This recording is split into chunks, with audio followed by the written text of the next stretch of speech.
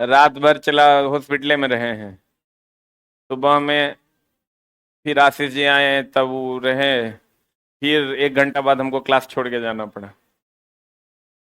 अब दूधू को न भांजा हो गया। मामा होने का चला वो अलग आनंद है ना। भांजा जब आके कहता है मामा, हाँ, वो अलग आनंद है, अलग किक है उसका ना। ऐसे भी बड़का वाला जो था ना, छोटा था, ये मेरे पास आता नहीं था ना। इसलिए हम भी सोच रहे थे कि भले दूगो हो गया, अब कंपटीशन बना हुआ रहेगा ना। कहेंगे तुम आओ ना, तो हम एक ई चीज दे देंगे। मैक नंबर हो गया था ना। ऑर्गेन पाइप भी हो गया था। कॉस्मिक किरण भी हो गया था। आज हम लोग पढ़ने वाले हैं अलग अलग टेम्परेचर पर ध्वनि का वेग। यही पढ़ने वाले हैं, पढ़ने के वाले हैं। आज हम लोग इस चैप्टर को कंप्लीट खत्म करने वाले हैं। ठीक है।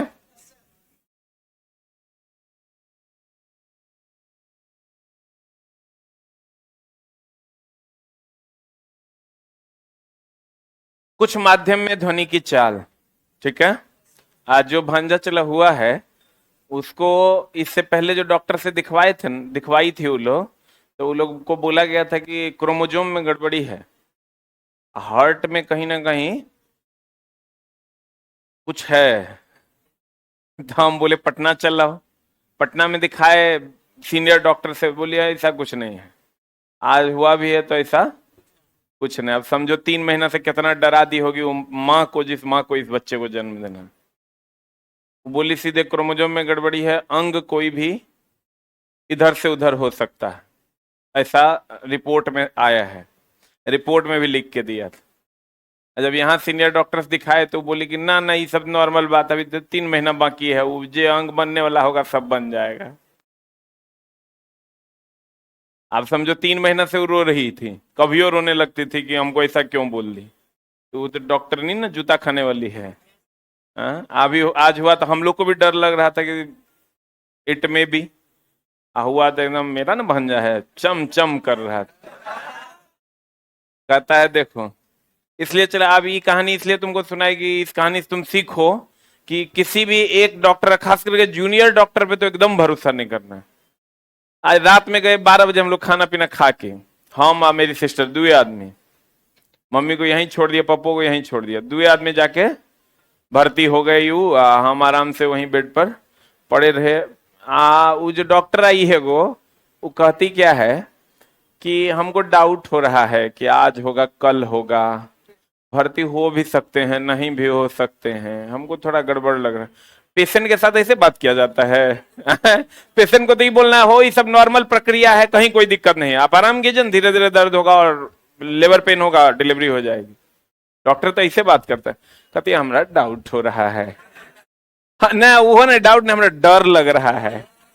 रात में 12 बजे वो कहती है हमको डर लग रहा है कि जो है रात में हो जाएगा कि सुबह होगा, हमको कुछ समझ में नहीं आ रहा है। जूनियर डॉक्टर थी हूँ, हमारा तो मन किया मारे मुंह है मुंह। लेकिन मेरी सिस्टर है, वो बहुत हिम्मत वाली है, वो बीटेक की हुई है कंप्यूटर साइंस है, बहुत हिम्मत है उसमें। वो बोली कि ठीक है कोई बात नहीं, आप भर्ती कीजिए, बाकी कोई दिक्कत नहीं, आप भर्ती खाली कीजिए, नर्स वर्स रहेगी ना। बोली हाँ, तो बोली कि खाली भर्ती कर लीजिए, कहीं कोई दिक्कत नहीं। भर्ती हुई और नॉर्मल उसका दोनों आज फिर क्या हुआ, 10 बजे, 10 बजे कह रही है, 9:45 में हम क्लास लेके जा रहे थे, रास्ता में छोड़ के कहती है क्या कि ऑपरेशन करना पड़ेगा, बच्चा का जो है लग रहा है कि उलट गया है। तो उसको जाके बोली कि लग रहा है कि उलट गया है, तो बोले अच्छा देखते हैं। लेबर पेन स्टार्ट है, आप 30 मिनट के बाद जब नॉर्मल डिलीवरी हो गया तो हम बोले जी उलट गया था। साला सा सब जुतखोर है, समझा। मतलब ऐसा आप समझो, मेरा दोस्त है वही राजकमल, उसकी बीवी को जब बउआ होने वाला था तो उसकी बीवी थोड़ी सी डरपोक है। तो जनहित में जारी है, तुम लोग को भी समझ में आगे, तुम लोग को भी काम देगा। जैसे चला ये घटना सबके साथ होना है, नॉर्मल लाइफ का ही प्रोसेस है। अब उसकी बीवी थोड़ी नौटंकीबाज है, उसको पेन स्टार्ट भी नहीं हुआ, यूट्यूब पे देखी कि कितना पेन होता है। अब यूट्यूब पे दिखाया कि यार बहुत पेन होता है, एक बोन 2 बार टूटेगा उतना पेन होता है। एक बोन को तुम ऐसे रख दो, 2 बार तोड़ दो, उतना पेन डिलीवरी के टाइम होता है। इसीलिए माँ की लोग बहुत इज्जत करता है। वही बात जो देखी ना, तो बस डॉक्टर साहब आए और रोना स्टार्ट, जल्दी हमला चीर के निकाल लो। बस फट से ओकरा चीर के निकाल दिया। अभी इतना कमजोर है कि चलती है। ऑपरेशन के बाद महिला का स्थिति बहुत गड़बड़ हो जाता है। इसीलिए एगो मेरा गांव में चचा का बेटा है, उसको डॉक्टर नहीं बोल दी ना कि इसको अभी निकाल लीजिए ना तो ये मामला गड़बड़ा जाएगा, इसको तुरंत ऑपरेशन करके निकालिए नहीं तो आप जानिए। वो लोग तो यही बोलते हैं, आप जानिए। तो आप जानिए तो वो जो मेरा चचा का बेटा वो महापागल हो, छिटखोपड़ है, वो बोला ठीक है हम जानेंगे। वो बोला ठीक है हम जानेंगे। अब बीवी को बच्चा को लेके वो चल गया डेरा, और डेरा जाके 5 दिन 6 दिन बाद फिर लेबर पेन स्टार्ट हुआ। लेबर पेन स्टार्ट हुआ, बगल में वो नर्सिनिया थी, ओकरा बुलाया डेरे पर, और वहीं डिलीवरी हो गया। वो ऐसा पागल कि वो बच्चा लेके चल गया ओकर डॉक्टर के पास 500 रुपया में नंबर लगा के, ठीक है ना, 500 रुपया में नंबर लगा के वो 1 दिन का बच्चा को लेके वो डॉक्टर के पास, बीवियों को बोला चलो अभी तुम, मतलब अगले दिन वो बच्चा लेके पहुंच गया। हाँ, बोला देखिए हम जाने हुआ कि नहीं हुआ। वो सीधे कहता ये जो 1 अरब जनसंख्या है, कोई ना कोई माए ना जन्म दी है। आ गांव में कहां ऑपरेशन होता है, गांव में तो इसे नॉर्मल डिलीवरी हो रहा है। हम लोग ज्यादा नौटंकी करते हैं, ठीक ना। तो ये चला जनहित में जारी है।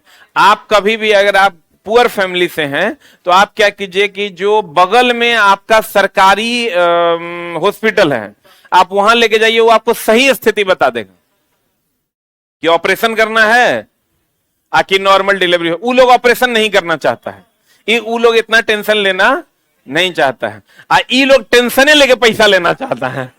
दोनों में यही फर्क है। तो सीधा सीधा जाना है, लेकिन तुम्हारी जो पत्नी होगी वो सीधे कहेगी सरकारी में जाएंगे, हम नहीं जाएंगे। जबकि रियल में यही बात है। मुंचुन वाला केस में भी हम इसको पहले सरकारी में जाके दिखवाए, सरकारी में जो नर्स है उसको घर पे बुला के हम दिखवाए, वो बोली कहीं कोई समस्या नहीं। तो इसलिए चलो सरकारी में जाके वहां पूछ लेना कि क्या होना है।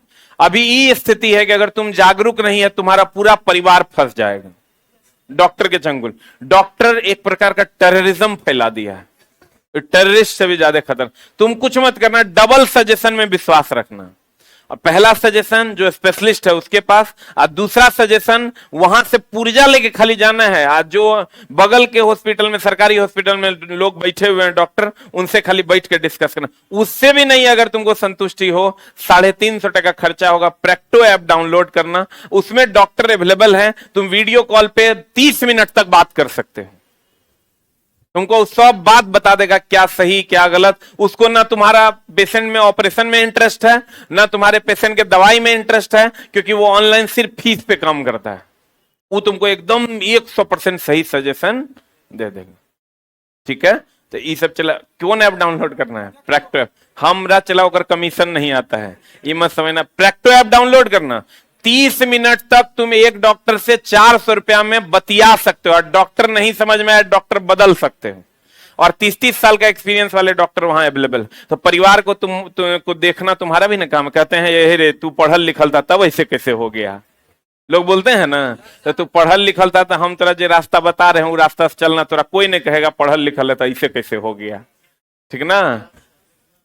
बाकी चला तुम लोग अपने होशियार आदमी है, हम तो चला कभी नहीं फंस सकते हैं मेडिकल लाइन में, हम कभी नहीं फंस सकते हैं। मेरा सजेशन 100% सही रहता है। और आप भी चला ऐसा ऐसा काम कीजिए तो आपको भी सही दिशा, आपके परिवार को कम से कम, आपके थ्रू और लोगों को भी मिल पाएगा। CO2 में ध्वनि की चाल होती है 267 मीटर पर सेकेंड, वायु में 332, भाप में 405, अल्कोहल में 1213। आप कहिएगा इसको याद करना होगा, एकदम नहीं याद करना है। हम जे कहते हैं से खाली याद करो। एगो तो वायु में सबको पता है 332, बोलो हाँ या ना। जल में, समुद्री जल में, बाकी किसी में नहीं। और ज्यादा थोड़ा दर्द है एल्युमिनियम में, और दर्द है सब में। आसूत जल में ध्वनि की चाल कितनी? 1498। आसूत जल मतलब होता है डिस्टिल वाटर, जो हम लोग पीते हैं।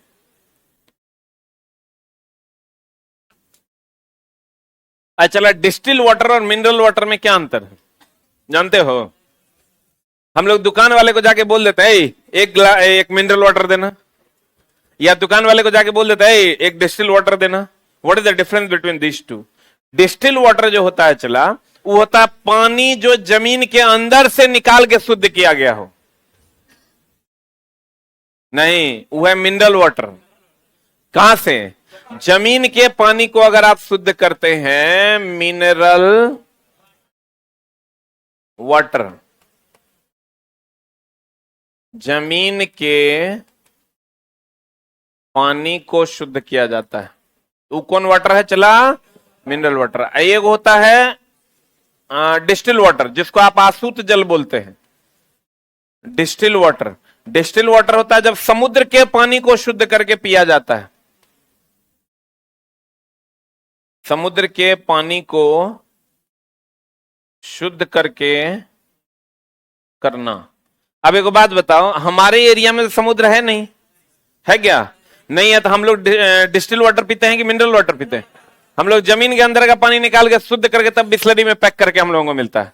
और जो समुद्र के किनारे बसे शहर हैं, वो लोग समुद्र के पानी को शुद्ध करके डिस्टिल वाटर बनाते हैं और उसको बेचते हैं। अब जब इधर आप जाइएगा पानी खरीदने, तो कौन वाटर बोलिएगा? Mineral water. और जब जाइएगा मुंबई, गुजरात, समुद्र के किनारे सटे शहरों में, तो वहां क्या बोलिएगा? Distil water.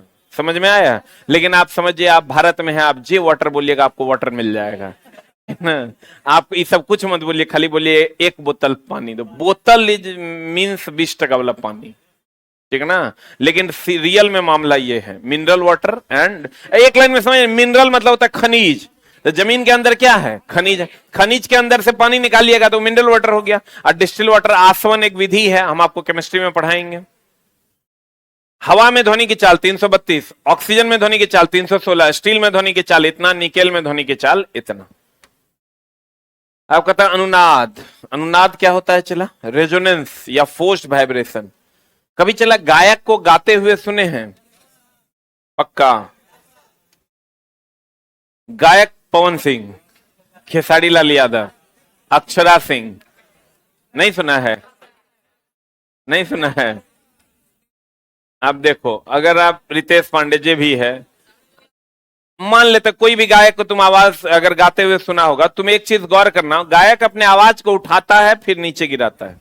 जैसे वो आ नहीं गाता है, वो कहता आ,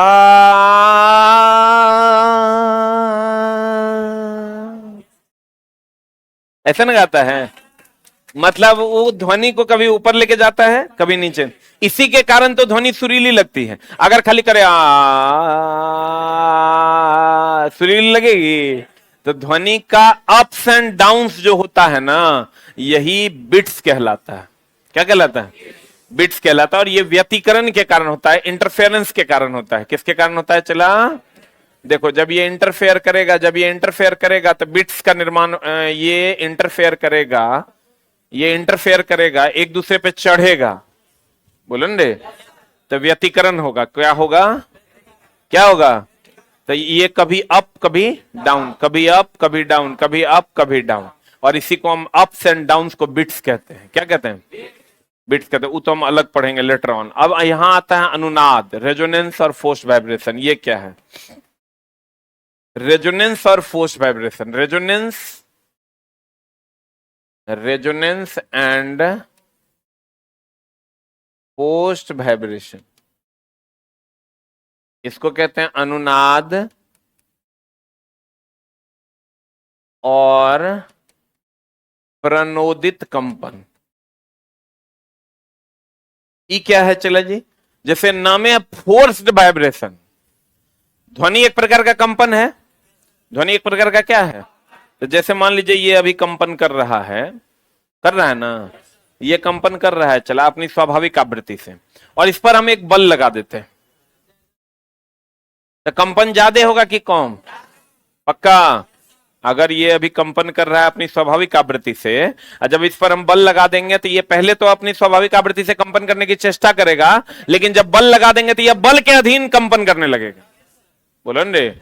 और जब ये बल के अधीन कंपन करने लगेगा तो ध्वनि की तीव्रता क्या हो जाएगी? महत्तम। क्या हो जाएगी? ध्वनि की तीव्रता क्या हो जाएगी? महत्तम हो जाएगी। देखो ध्वनि का आयाम महत्तम हो जाएगा। जैसे अभी ध्वनि एक प्रकार का कंपन है, इतना कंपन है, जब फोर्स लगाएंगे तो ध्वनि का आयाम महत्तम होगा कि न्यूनतम होगा? तो कहते हैं कोई भी वस्तु अपनी स्वाभाविक आवृत्ति से कंपन करती है, जब उस पर बाह्य बल लगाया जाता है तो वह अपनी स्वाभाविक आवृत्ति में कंपन करने की चेष्टा करती है, लेकिन बाह्य बल लगाने पर वह बल के अधीन कंपन करने लगती है, जिससे उसके कंपन का आयाम, आयाम बोले तो महत्तम विस्थापन ना, जिससे उसके कंपन का आयाम महत्तम हो जाता है, यानी कंपन महत्तम हो जाता है। और इसी महत्तम कंपन को अनुनाद कहते हैं। क्या कहते हैं? जैसे फोर्स्ड वाइब्रेशन क्या है? ये वाइब्रेशन है, और जब इस पर फोर्स लगा दीजिएगा तो ये फोर्स वाइब्रेशन है। इसमें जो महत्तम विस्थापन है वो क्या है? अनुनाद है। अर्थात ध्वनि का महत्तम हो जाना क्या है? अनुनाद। इसीलिए तो कहते हैं तानसेन जब गाना गाता था ना तो अनुनाद उत्पन्न होता था, क्योंकि ध्वनि महत्तम उत्पन्न करता था। वो जब तानसेन गाना गाता था तो लोग कहते हैं कि कांच के बर्तन टूट जाते थे, जो कि गलत है। कांच के बर्तन वो तोड़ नहीं देता था। अगर कहीं पर कांच का बर्तन रखा हुआ है, वो गाना गाता था, इतना कंपन होता था कि वो बर्तन गिरकर टूट जाता था। बर्तन ने तो ऐसा नहीं कहा टूट गया, ऐसा कोई सीन नहीं था। वो जब गाना गाते थे तो कांच के बर्तन कंपन से गिरकर क्या हो जाते थे? टूट जाते। क्लियर है? दूसरा, अमेरिका का टाइकोमा पुल अनुनाद के कारण ही गिर गया, क्योंकि वहां भी कंपन महत्तम था। बोलन रे। तीसरा, सैनिकों को कदम से कदम मिलाकर चलने की अनुमति नहीं दी जाती है, क्योंकि कदम से कदम मिलाकर अगर चलेगा तो कंपन महत्तम होगा कि न्यूनतम? कंपन महत्तम ना होगा, और वही तो अनुनाद है। रेडियो में अगर चला लिखा है 98.3 FM, तो आप जैसे 98.3 पर देते हैं, कंपन महत्तम मिलता है कि न्यूनतम मिलता है? क्या मिलता है? तो महत्तम मिलता है, तो वही तो अनुनाद है। कंपन का महत्तम हो जाना अर्थात ध्वनि का महत्तम हो जाना क्या कहलाता है? अनुनाद। ध्वनि का महत्तम हो जाना क्या कहलाता है? किसी भी वस्तु कथा अनुनाद और प्रणोदित कंपन, किसी भी वस्तु की अपनी एक स्वाभाविक आवृत्ति होती है, जिससे कि वस्तु कंपन करता रहता है। परंतु जब इस वस्तु पर बाह्य आवृत्ति बल लगाया जाता है, ये बाह्य बल अगर लगाया जाता है तो पहले यह वस्तु अपनी स्वाभाविक आवृत्ति से कंपन करता है, पहले स्वाभाविक आवृत्ति से कंपन करता है, करने की चेष्टा करता है, परंतु बाद में बाह्य बल के प्रभाव से कंपन करने लगता है। इस घटना को क्या कहते हैं? क्या कहते हैं? आप प्रत्येक वस्तु अपनी स्वाभाविक आवृत्ति में होती है, यदि इस पर इतना ही आवृत्ति वस्तु का बाह्य बल लगाया जाए तो कंपन बढ़ जाता है, और इस घटना को क्या कहते हैं? ये सब कुछ ने कहते हैं, कुछ ने, इहो नहीं याद रखना है, कुछ ने, नथिंग। एक लाइन जो यहां हम लिख दिए हैं, कंपन के आयाम का महत्तम हो जाना क्या कहलाता है? अनुनाद। उससे भी नहीं समझो तो ध्वनि का महत्तम हो जाना क्या कहलाता है? अनुनाद। ये सब कुछ, ये सब फालतू का बुक का भाषा है। कंपन का महत्तम होना क्या कहलाता है? अनुनाद। यानी ध्वनि का महत्तम होना क्या कहलाता है? क्या कहलाता है? अनुनाद। अमेरिका का ट्राइकोमा पुल अनुनाद के कारण ही क्षतिग्रस्त हो गया था। तानसेन के गाना गाने से कांच के बर्तन क्या हो जाते थे? टूट जाते थे। रेडियो अनुनाद के सिद्धांत पर कार्य करता है। पुल की स्वाभाविक कंपन की आवृत्ति सैनिकों के कदम ताल की आवृत्ति के बराबर न होने पाए, इसलिए सैनिकों को पुल पार करते समय कदम ताल को क्या कर दिया जाता है? रोक दिया जाता है, नहीं तो महत्तम कंपन होगा। महत्तम कंपन क्या है? अनुनाद है। आपको कहेगा रेडियो किस सिद्धांत पर काम करता है? अनुनाद के सिद्धांत। आपको कहेगा अमेरिका का ट्राइकोमा पुल क्यों गिर गया? अनुनाद के कारण। तानसेन के गाना गाने से कांच के बर्तन क्यों टूट जाते थे? अनुनाद के कारण। अब बिट्स, वही बिट्स हम अभी तुरंत बोले थे आपको। बिट्स क्या है?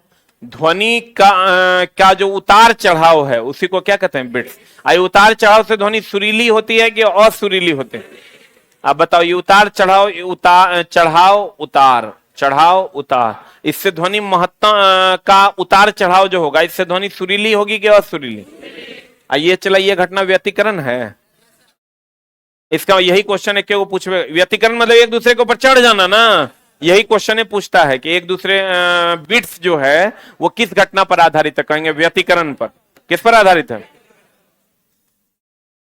जब लगभग जब कभी दो लगभग समान आवृत्ति और आयाम वाली ध्वनि की तरंगें एक साथ उत्पन्न की जा सकती है, एक साथ ही ना उत्पन्न होगी, बोलो न रे, तो उनके अध्यारोपण से जो परिणामी ध्वनि उत्पन्न होता है उसकी तीव्रता बारी बारी से घटती बढ़ती है, घटती बढ़ती है। ध्वनि की तीव्रता में होने वाले इस चढ़ाव और उतरान को क्या कहते हैं, क्या कहते हैं, बिट्स कहते हैं, विस्पंद कहते हैं। विस्पंद की घटना ध्वनि के कौन पर, क्या चीज पर आधारित है, व्यतिकरण, यही पूछेगा तुमको, पूछेगा विस्पंद किस घटना पर आधारित है, व्यतिकरण पर। बाजे वाले अपने बाजों को समस्वरित, समस्वरित मतलब समान सुर में करने के लिए विस्पंद का ही प्रयोग करते हैं, कभी ज्यादा फूंकते हैं कभी कम। आप फिर कहते हैं खानों में खतरनाक गैसों का पता लगाने के लिए भी हम लोग इसका उपयोग करते हैं, बिट्स का। जैसे आप कहिएगा कैसे, तो हर गैस में ध्वनि का वेग अलग अलग होता है, गैसें छोड़ी जाती है, ध्वनि का वेग बदल रहा है, इसका मतलब पता चल जाता है कि यहां जो गैस है आगे जाने पर वो गैस नहीं है। तो खानों में खतरनाक गैस का पता लगाने के लिए इसका उपयोग करते हैं। और दुनिया में कितना सुर है, चला 7, हिंदी में 7 सुर है, सा रे गा मा पा धा नी सा, नी तक, फिर 7 से तो रिपीट ना हो जाएगा, सा रे गा मा पा धा नी, 3 3 6 1 7, 7 सुरों से ही ना हमारा संगीत बना है। तो इधर से इधर जाने पर आवृत्ति का मान बढ़ता है, देख लो तुम, इसका 265 हर्ज है, इधर आओगे तो 494 हर्ज है, तो इधर से इधर जाने पर आवृत्ति बढ़ता है कि घटता है, कहता दुनिया में प्रत्येक संगीत पद्धति में अलग अलग आवृत्तियों वाले स्वर टोन होते हैं जिनसे संगीतमय धुन की उत्पत्ति होती है। भारतीय संगीत पद्धति में मुख्यतः कितने सुर हैं, कितने सुर हैं, और इधर से इधर जाने पर आवृत्ति का मान बढ़ता है, क्या होता है। अब चला साधारण बातचीत, कितना से कितना, जोर से बातचीत 50 से 60 डेसिबल, ट्रक ट्रैक्टर 90 से 100 डेसिबल, ऑर्केस्ट्रा 100, देखो ऑर्केस्ट्रा इसीलिए नहीं बजाने देता है, कहता है 11 बजे रात के बाद आप नहीं बजा सकते हैं, क्यों, क्योंकि 80 डेसिबल तक अलाउड है भारत में। अगर कोई किसी को भी पूरे गांव में किसी को तकलीफ, एक आदमी को भी तकलीफ है तो आप ऑर्केस्ट्रा नहीं बजा सकते। आप पूरे गांव में किसी को तकलीफ नहीं है तो तुम जाओगे पुलिस के पास ना, तो पुलिस कहेगा देखिए अगर आप लोग में कोई कंप्लेन नहीं करेगा तो हम लोग को क्या दिक्कत है, वो लोग यही कहता है। लेकिन एक आदमी को भी कंप्लेन है, तुम कहोगे एक आदमी को ना कंप्लेन है, नहीं, कानूनन उसका राइट है कि आप उसको 80 डेसिबल से ज्यादा की ध्वनि नहीं सुना सकते हैं। ऑर्केस्ट्रा करना है, थोड़ा कम साउंड पे आप कीजिए, कहीं कोई दिक्कत नहीं, समझा बुझा के। विद्युत मोटर कितना डेसिबल, 110, मोटरसाइकिल 110 डेसिबल, सायरन 110 से 120, मशीन गन 170, मिसाइल 180। इसलिए देखना मिसाइल का जितना परीक्षण होता है उधर बालू तालू में होता है, पोखरन में, राजस्थान के पोखरन में होता है, जहां लोग दूर दूर तक नहीं है, 180 डेसिबल, नहीं तो सरकारें पे केस कर देगा, सरकारों पर ना केस होता है। 60 से 80 डेसिबल के ऊपर की ध्वनि भारतीय नियम के अनुसार कौन ध्वनि मानी जाती है, प्रदूषित ध्वनि मानी जाती है। क्लियर है, आते हैं ऑब्जेक्टिव की दुनिया में। ध्वनि को हम अशांति कह सकते हैं रे, ध्वनि मतलब शांति की अशांति। पढ़िए, ध्वनि हवा में 331 मीटर पर सेकंड की चाल से यात्रा करती है। अच्छा चलो बताओ, अगर हम 80 किलोमीटर पर आवर से जा रहे हैं तो 1 घंटा में हम कितना किलोमीटर जाएंगे। अगर हम 80 किलोमीटर पर आवर से जा रहे हैं तो 1 घंटा में कितना किलोमीटर, कह रहा है 332 मीटर पर सेकंड की चाल से यात्रा करती है। इस प्रकार 1 सेकंड में कितना मीटर, 333 है, 1 सेकंड में, इसका मतलब 333 मीटर ना।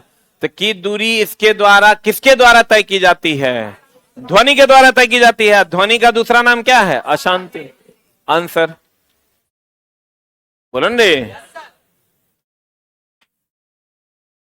ध्वनि का पिच किस चीज पर निर्भर करता है, हम बोले थे तीव्रता जो है आयाम पर निर्भर करता है, और तारत्व जो है किस पर निर्भर करता है, आवृत्ति पर। क्वेश्चन पूछा, तारत्व को ही ना इंग्लिश में पिच कहते हैं, तीव्रता को इंग्लिश में क्या कहते हैं, इंटेंसिटी। अब बताओ ध्वनि का जो पिच है वो किस पर निर्भर करता है, आवृत्ति पर। आंसर बोलो रे।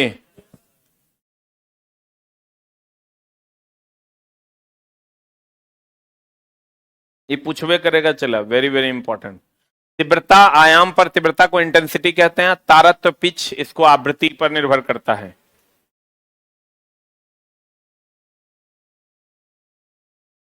हो गया।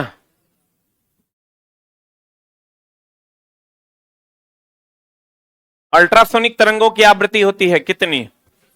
अल्ट्रासाउंड 20,000 हर्ट्ज से अधिक, सही है ना। मनुष्य के लिए ध्वनि की श्रव्य सीमा है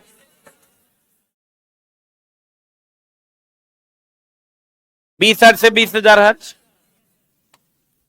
लगातार या एकाधिक डैश के कारण प्रतिध्वनि परावर्तन के कारण ना हो। प्रतिध्वनि और अनुरणन परावर्तन का ना एग्जाम्पल है। न्यूनतम दूरी कितनी होनी चाहिए स्रोत और परावर्तक सतह के बीच? 16.6 मीटर या 17 मीटर?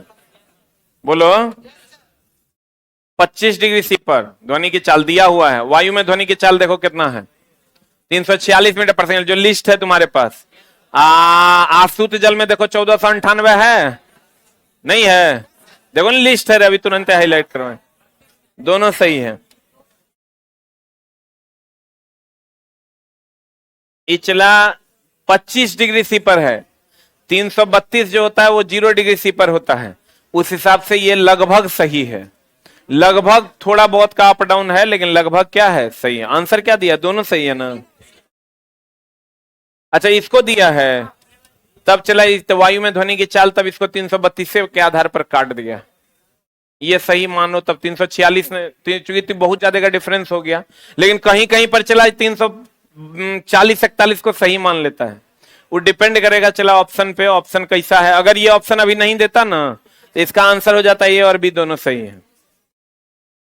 इसलिए एक मिनट भाई रुक जा, 25 डिग्री सी पर जब करोगे तो वहां लॉजिक ये देता है कि 332 अब प्लस 0.61 इंटू 25, क्योंकि 0 डिग्री सी पर ना 332 होता है। इसको जोड़ोगे तो देखो कितना आता है, जोड़ के देखो ना। 0 डिग्री सी पर कितना? 332 मीटर पर सेकेंड। तब 25 डिग्री सी पर कितना? 332 प्लस 1 डिग्री से बढ़ाने से 0.61 न बढ़ता है, तो हो जाएगा 0.61 गुना 25। कैलकुलेट कीजिए कितना होता है। हाँ कितना आता है? 347, 347.25 मीटर पर सेकेंड। उस आधार पर भी गलत है, लेकिन चला हम तुमको इसमें झोल है, थोड़ा सा समझ लो। यहां हम तुमको लिखाए हैं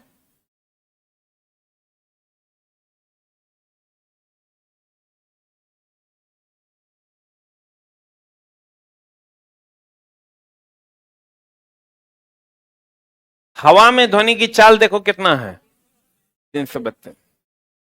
ये जो ध्वनि की चाल है चला, ये एक्चुअल में 0 डिग्री सी पर है। कितना डिग्री सी पर? लेकिन चला मान लिया जाता है कि 25 डिग्री सी हो या 10 डिग्री सी हो या 15 डिग्री सी हो, तो अप्रोक्स वैल्यू यही रहता है। क्योंकि चला ये बहुत ज्यादा ना है, 1 सेकंड में 332 मीटर है, यानी 1 सेकंड में यहां से ये ध्वनि चली जाएगी भिगना पहाड़ी।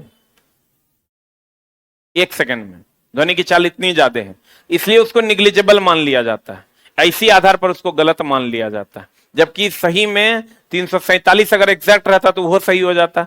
इसको एग्जैक्ट सही नहीं माना जाता है और कहा जाता है कि ध्वनि की चाल 332 मानिए, थोड़ा बहुत अगर अप डाउन हो तो उसको 332 के आसपास का कोई वैल्यू हो तो उसको सही मान लेना है।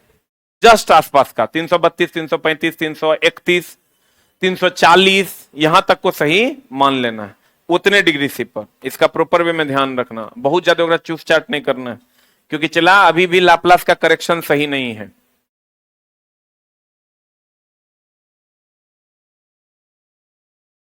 क्वेश्चन नंबर बोलो।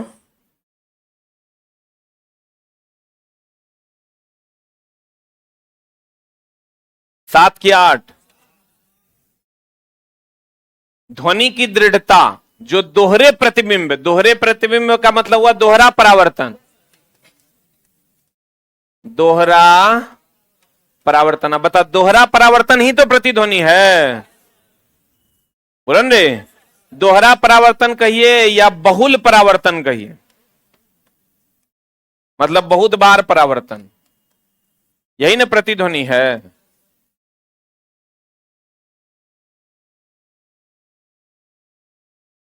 बोलो रे, प्रतिबिंबित होना मतलब होता है टकरा कर लौट जाना, और टकरा कर लौट जाना ही ना परावर्तन है। बोलो रे, टकरा कर लौट जाना ही क्या है, परावर्तन। बता, एक तरंग के गर्त की गहराई आपको पता है, ये तरंग है, ये श्रृंग है कि गर्त है?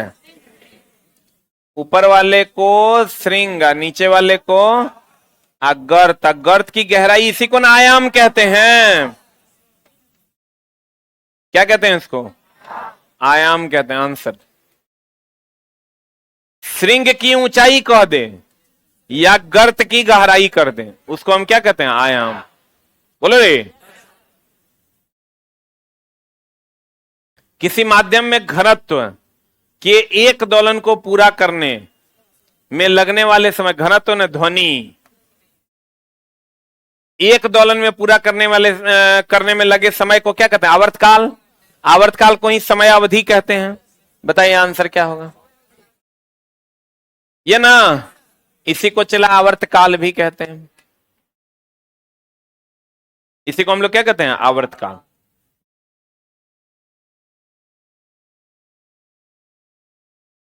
डॉक्टर द्वारा ठोस वस्तुओं के भेदन हेतु हवाई अड्डों में किस तरंग का प्रयोग किया जाता है? एक्सरे ना, हम बोले थे हवाई अड्डे पर मेटल डिटेक्टर में हम लोग किसका उपयोग करते हैं? एक्सरे का। इंफ्रारेड तरंग क्या है? इंफ्रारेड तरंग तो विद्युत चुंबकीय तरंग है। यहां झोल है, चला बढ़िया समझ लो।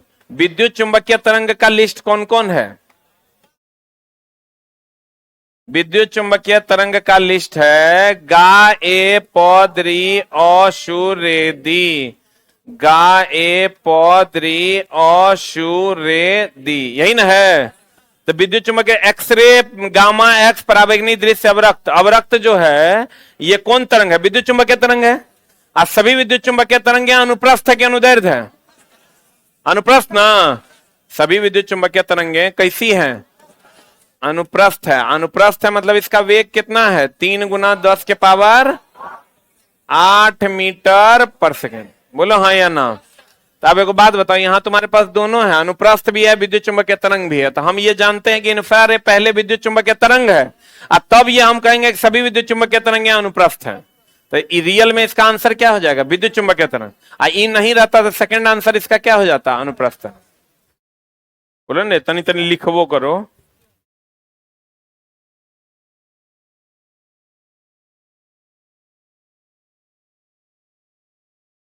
हो गया?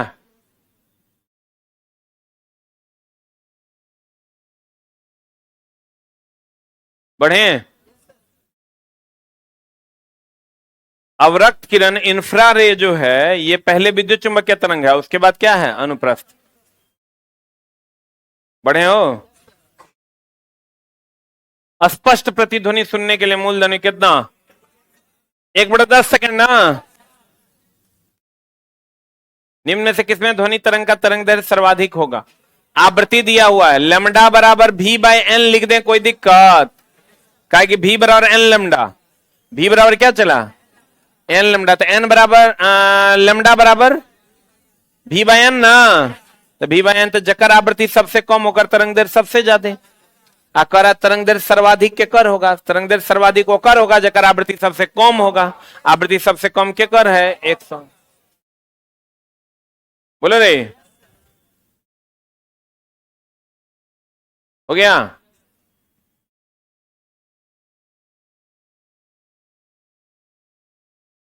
जिसका आवृत्ति सबसे कम उसका तरंग दैर्ध्य सबसे ज्यादा। मानव मस्तिष्क में ध्वनि की अनुगूंज कितने देर तक के लिए? 0.1 सेकंड तक। एक व्यक्ति चट्टान के पास ताली बजाता है, 4 सेकंड बाद गूंज सुनाई देती है। यहां चला ताली बजा रहा है, आई 4 सेकंड बाद ताली जब बजाता है तो इसको 4 सेकंड बाद गूंज सुनाई देता है। इसका मतलब जाने में कितना समय लगा होगा? कितना समय रे? 2 सेकंड। आने में भी ना 2 सेकंड। बोलवे नहीं करेगा। तो कहता है तो व्यक्ति के चट्टान की दूरी क्या होगी अगर वेग इतना है? तो दूरी बराबर चाल गुना क्या समय। चाल कितना है? 346 इंटू समय कितना है? 2। कितना हो जाएगा आंसर? इसी को 4 से गुना कर दीजिएगा तो फिर देखिए अगला ऑप्शन आ जाएगा 1384 आ जाएगा। हमको दूरी निकालना है तो जाने में लगा समय निकालना होगा। जाने में लगा समय कितना सेकंड है? 2 सेकंड। तो 2 सेकंड में चला दूरी बराबर 4 गुना समय। हो गया? अरे हुआ। निम्नलिखित में से कौन सा अनुप्रस्थ तरंग नहीं है? ध्वनि तरंग अनुदैर्ध्य है। ध्वनि तरंग को छोड़ के जितना तरंग है सब अनुप्रस्थ है। हम बताए थे आपको कि ध्वनि तरंग जो है, ध्वनि तरंग का ही दूसरा नाम दाब तरंग है, इसी का दूसरा नाम यांत्रिक तरंग है, इसी का दूसरा नाम प्रत्यास्थ तरंग है। बोलन रे, इस सब का सब अनुदैर्ध्य है। कैसा है? जब तक मीडियम क्लियर नहीं करे यूनिवर्सली ये अनुदैर्ध्य है। अब बाद में कुछ भी पूछेगा, सब क्या है? अनुप्रस्थ है। बोलो रे। इसका वेग होता है 3 गुना 10 के पावर 8 मीटर पर सेकेंड। इसका वेग होता है 332 मीटर पर सेकेंड। बोलो रे।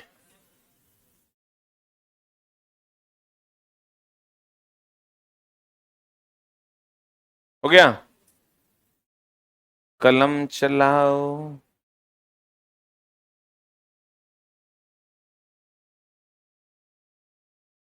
कुछ लोग तो बुक ही लेके नहीं आते हैं। Where is your book? कहाँ है आपकी किताब? रूम पे है? तो यहाँ ओल छिलने आए हैं जी?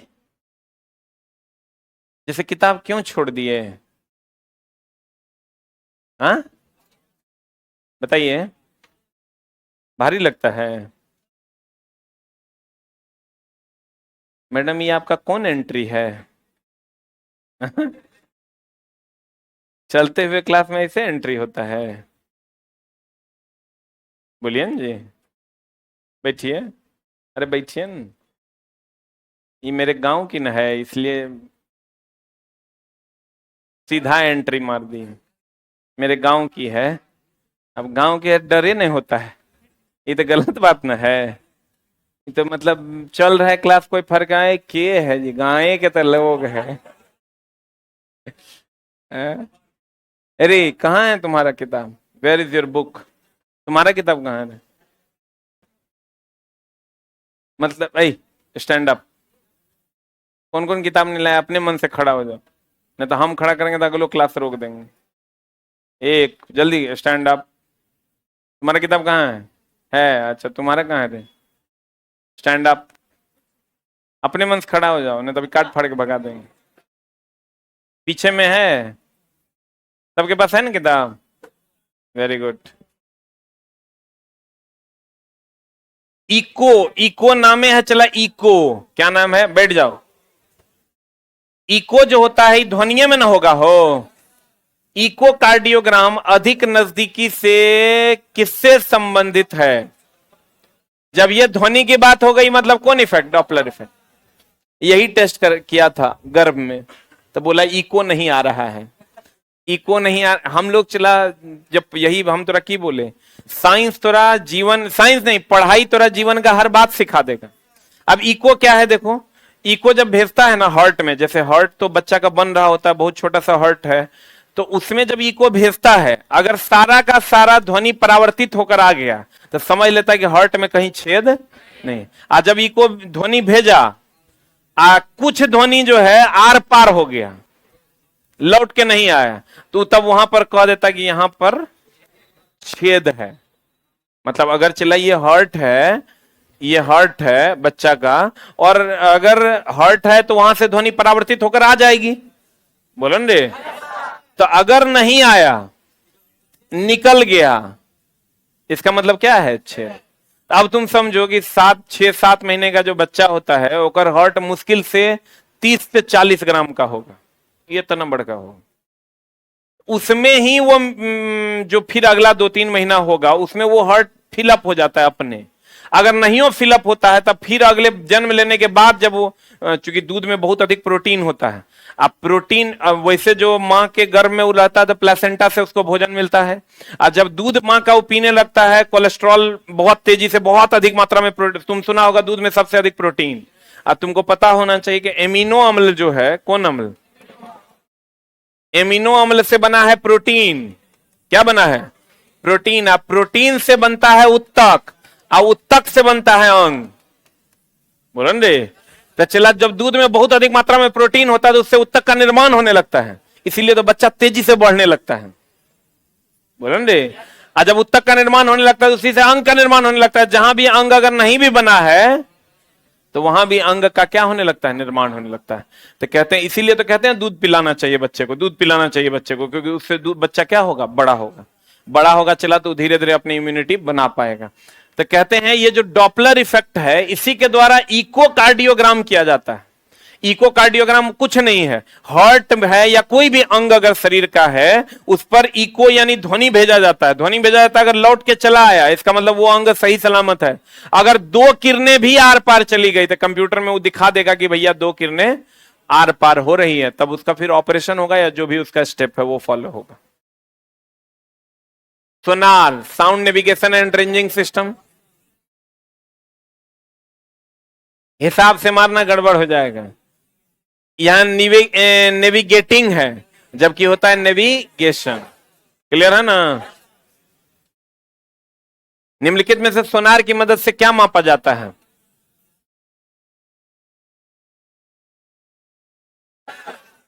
सही है ना? बना लीजिएगा। तो आप लोग चला जी सवाल बना लीजिए, और हम अब अगले क्लास में लाइट स्टार्ट करेंगे। ठीक है? इसका सवाल बहुत आसान है, नहीं फंसेगा।